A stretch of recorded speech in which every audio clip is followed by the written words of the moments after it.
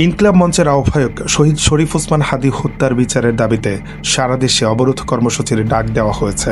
শনিবার রাত 11:30টার দিকে রাজধানীর শাহবাগে চলমান বিক্ষোভ থেকে ইনকিলাব মঞ্চের সদস্য সচিব আব্দুল আল জাবের রোববার সকাল 11টা থেকে সন্ধ্যা 6টা পর্যন্ত দেশের 8 বিভাগীয় শহরে অবরোধ পালনের ঘোষণা দেন। শাহবাগে টানা 34 ঘণ্টার অবস্থান কর্মসূচির পর রাতে সেখানে উপস্থিত হয়ে তথ্য উপদেষ্টা সৈয়দ রিজওয়ানা হাসান হাদী হত্যার বিচার দ্রুত শুরুর আশ্বাস দেন। তিনি বলেন, তদন্ত প্রায় শেষ পর্যায়ে রয়েছে এবং 7 জানুয়ারির পর শক্ত প্রমাণের ভিত্তিতে অভিযোগপত্র দাখিল করা হবে। চার্জশিট থেকে রায় পর্যন্ত দ্রুত বিচার নিশ্চিত করাই সরকারের লক্ষ্য বলে জানান তিনি। উপদেষ্টা আরও বলেন, হত্যাকাণ্ডের সঙ্গে জড়িত কয়েকজন আসামি দেশ ছেড়ে পালিয়েছে। এই বিষয়ে ভারত সরকারের সঙ্গে কূটনৈতিক যোগাযোগ হয়েছে এবং আসামিদের খুঁজে পাওয়া গেলে ফেরত পাঠাতে সহযোগিতার আশ্বাস পাওয়া গেছে। প্রয়োজনে অনুপস্থিতিতেও বিচার প্রক্রিয়া চলবে বলেও জানান তিনি।